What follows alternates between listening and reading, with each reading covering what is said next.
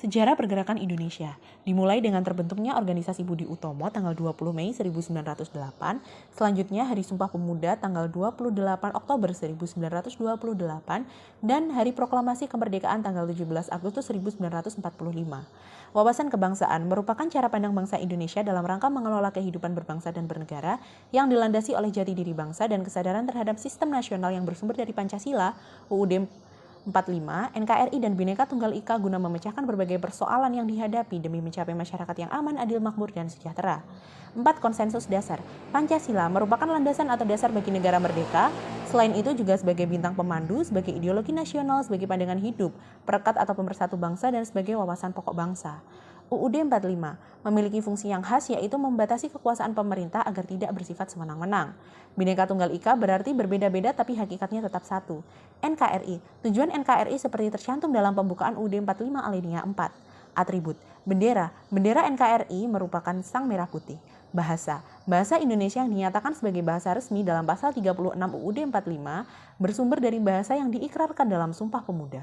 Lambang. Lambang NKRI yang selanjutnya disebut sebagai lambang negara adalah Garuda Pancasila dengan semboyan Bhinneka Tunggal Ika, dan lagu kebangsaan Republik Indonesia adalah Indonesia Raya. Nilai-nilai dasar bela negara. 1. Ancaman adalah sebuah kondisi baik alamiah atau hasil rekayasa, fisik atau non-fisik, berasal dari dalam atau luar negeri, yang secara langsung atau tidak langsung diduga atau sudah nyata, dapat membahayakan kelangsungan hidup bangsa dan negara dalam rangka pencapaian tujuan nasionalnya. 2. Bela negara merupakan tekad, sikap, dan perilaku serta tindakan warga negara, baik perseorangan maupun kolektif, dalam menjaga kedaulatan negara, keutuhan wilayah, dan keselamatan bangsa dan negara yang dijiwai oleh kecintaannya kepada NKRI dalam menjamin kelangsungan hidup bangsa dan negara dari berbagai ancaman. 3. Nilai dasar bela negara berdasarkan Undang-Undang Nomor 23 Tahun 2019 tentang pengelolaan sumber daya nasional untuk pertahanan negara pasal 7 ayat 3, nilai dasar bela negara meliputi cinta tanah air, sadar berbangsa dan bernegara, setia pada Pancasila sebagai ideologi negara, rela berkorban untuk bangsa dan negara, dan kemampuan awal bela negara. Kewaspadaan dini merupakan kewaspadaan setiap warga negara terhadap setiap potensi ancaman. Pembinaan kesadaran bela negara merupakan segala usaha, tindakan, dan kegiatan dalam rangka memberikan pengetahuan, pendidikan, dan atau pelatihan kepada warga negara guna menumbuh kembangkan sikap dan perilaku serta menanamkan nilai dasar bela negara. Pembinaan kesadaran bela negara diselenggarakan di lingkup pendidikan, masyarakat, dan pekerjaan. 6. Aktualisasi kesadaran bela negara bagi ASN. Dalam rangka mencapai tujuan nasional, diperlukan ASN yang profesional, bebas dari intervensi politik, bersih dari praktik korupsi, kolusi, dan nepotisme, mampu menyelenggarakan pelayanan publik bagi masyarakat, dan mampu menjalankan peran sebagai perekat persatuan dan kesatuan bangsa berdasarkan Pancasila dan UUD 45. Sistem administrasi NKRI. 1. Makna kesatuan dalam sistem penyelenggaraan negara. Filosofi dasar persatuan dan kesatuan bangsa dapat ditemukan pertama kali dalam Kitab Sutasoma karya Empu Tantular yang berbunyi Bhinneka Tunggal Ika Tanhana Dharma Mangwa, yang berarti berbeda-beda tapi tetap satu, tak ada kebenaran yang mendua. Bangsa Indonesia juga terikat oleh kesatuan politik kenegaraan yang terbentuk dalam proklamasi kemerdekaan. Selain itu, kesatuan kewilayahan berupa deklarasi Juanda tanggal 13 Desember 1957 yang menjadi tonggak lahirnya konsep wawasan Nusantara. 2. Bentuk negara berdasarkan UUD 45. Dalam bab 1 pasal 1 UUD 45, negara Indonesia ialah negara kesatuan yang berbentuk republik. Ini berarti bahwa organisasi pemerintahan NKRI bersifat unitaris walaupun dalam penyelenggaraannya pemerintahan kemudian terdesentralisasikan. Sejalan dengan hal tersebut, maka NKRI dibagi atas daerah-daerah provinsi dan provinsi dibagi menjadi kabupaten dan kota. 3. Makna dan pentingnya persatuan dan kesatuan bangsa.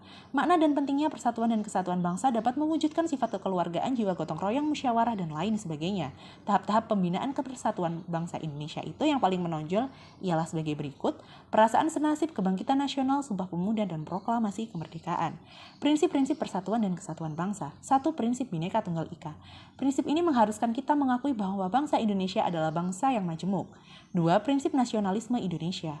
Nasionalisme Indonesia tidak berarti bahwa kita merasa lebih unggul daripada bangsa yang lain. 3. Prinsip kebebasan yang bertanggung jawab. Manusia Indonesia adalah makhluk ciptaan Tuhan Yang Maha Esa yang memiliki kebebasan dan tanggung jawab tertentu terhadap dirinya, terhadap sesama, dan dalam hubungannya dengan Tuhan.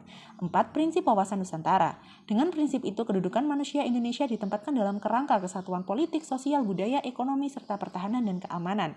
Dengan wawasan itu juga, manusia Indonesia menjadi satu, senasib, sepenanggungan, sebangsa dan setanah air, serta punya satu tekad dalam mencapai cita-cita pembangunan nasional. Prinsip persatuan, pembangunan untuk mewujudkan cita-cita reformasi. Dengan semangat persatuan, kita harus dapat mengisi kemerdekaan serta melanjutkan pembangunan menuju masyarakat yang adil dan makmur. Nasionalisme. Ada 3 hal yang harus kita lakukan untuk membina nasionalisme Indonesia.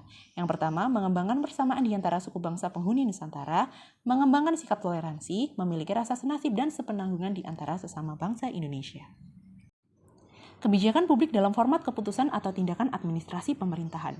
Undang-Undang Nomor 30 Tahun 2014 tentang Administrasi Pemerintahan yang diberlakukan sejak tanggal 17 Oktober 2014 memuat perubahan penting dalam penyelenggaraan birokrasi pemerintahan, di antaranya mengenai jenis produk hukum dalam administrasi pemerintahan. Pejabat pemerintahan punya hak untuk diskresi dan memperoleh perlindungan hukum dan jaminan keamanan dalam menjalankan tugasnya. Landasan ideal berupa Pancasila. Artinya, Pancasila merupakan etika sosial, yaitu seperangkat nilai yang secara terpadu harus diwujudkan dalam kehidupan berbangsa dan bernegara. Pancasila merupakan suatu sistem karena keterkaitan antar sila-silanya menjadikan Pancasila menjadi sesuatu yang utuh. Landasan konstitusional UUD 45. Dari sudut hukum, UUD 45 merupakan tataran pertama dan utama dari penjabaran 5 norma dasar negara. Pancasila beserta norma-norma dasar lainnya yang termuat dalam pembukaan UUD 45 menjadi norma hukum yang memberi kerangka dasar hukum sankri pada umumnya, atau khususnya sistem penyelenggaraan negara yang mencakup aspek kelembagaan, aspek tata laksanaan, dan aspek sumber daya manusia. Pembukaan UUD 45 merupakan tempat dicanangkannya berbagai norma dasar yang melatar belakangi kandungan cita-cita luhur dan pernyataan proklamasi kemerdekaan 17 Agustus 45.